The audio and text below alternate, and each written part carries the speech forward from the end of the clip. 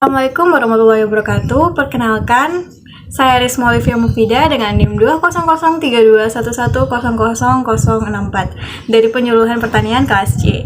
Di sini saya akan mempresentasikan terkait komoditas krisan di Desa Poncokusumo, Malang, Jawa Timur, beserta program penyuluhan yang dapat mengatasi permasalahannya. Langsung saja kita ke pembahasannya.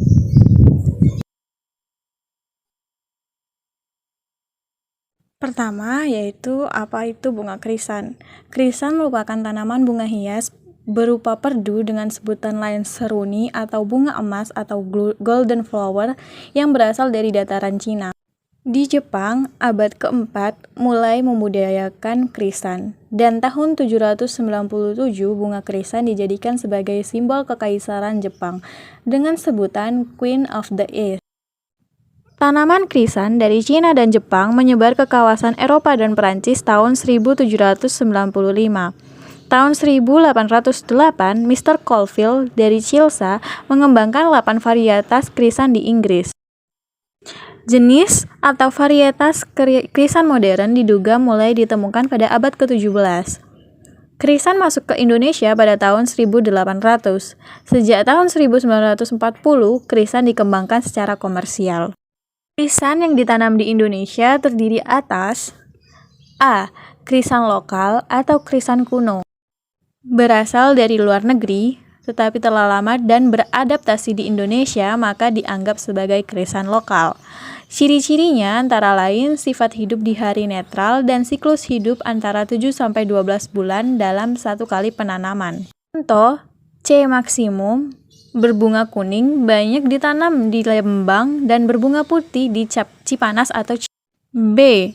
Krisan introduksi atau krisan modern atau krisan hibrida. Hidupnya berhari pendek dan bersifat sebagai tanaman annual. Contoh krisan ini adalah C. indicum hiber drag flamingo, C. hibri drolariot, C. hibri indianapolis atau berbunga kuning, Chosa, Clingo, Flare atau berbunga putih, Alexandra Vanzal berbunga merah, dan Pink Ping Pong berbunga pink. Yang ketiga ada C. Krisan produk Indonesia. Balai Penelitian Tanaman Hias Cipanas telah melepas varietas krisan buatan Indonesia yaitu varietas Baliti 27.13.97,27.177, 28.7, dan 30.13a. Kegunaan tanaman krisan yang utama adalah sebagai bunga hias. Manfaat lain adalah sebagai tumbuhan tradisional dan penghasil racun serangga. Sebagai bunga hias, krisan di Indonesia digunakan sebagai bunga pot dan bunga potong.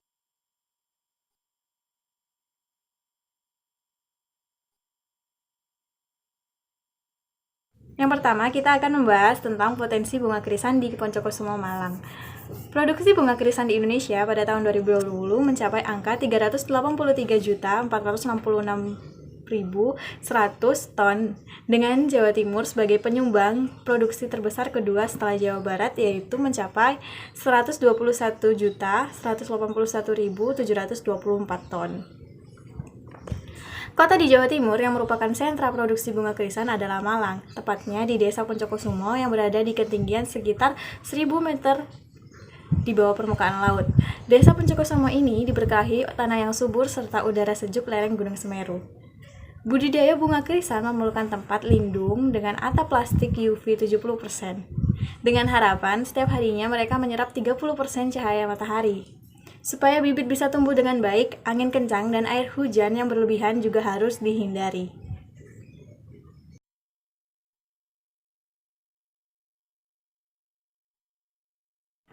Lalu yang kedua ada permasalahan. Permasalahan yang terjadi adalah sepinya permintaan bunga potong maupun bunga pot yang merupakan dampak dari masa pandemi. Hal lain yang menyebabkan sepinya permintaan adalah kurangnya promosi dan pemasaran yang dilakukan oleh petani maupun masyarakat setempat.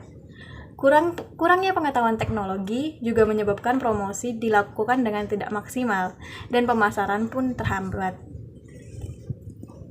Sepinya permintaan juga menyebabkan menurunnya pendapatan petani budidaya bunga krisan.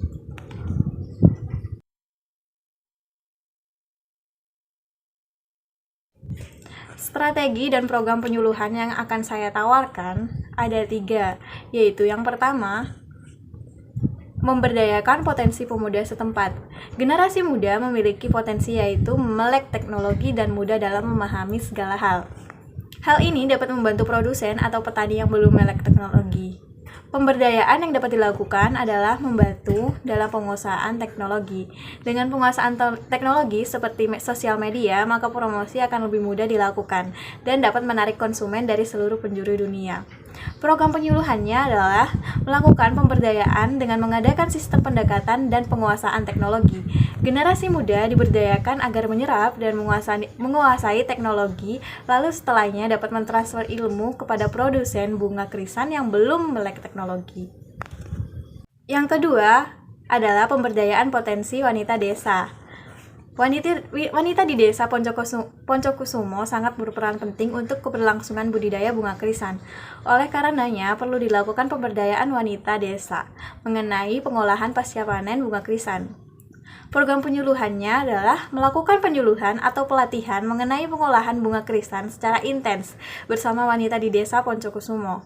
Media yang digunakan bisa menggunakan media video, lalu kemudian mengadakan program turun lapang atau pelatihan secara langsung. Yang ketiga, ada penekanan biaya input dan output. Hal ini dilakukan dengan tujuan agar pangsa pasar yang tinggi dapat seimbang dengan keuntungan yang diperoleh oleh produsen, sehingga pendapatan petani dapat terjamin.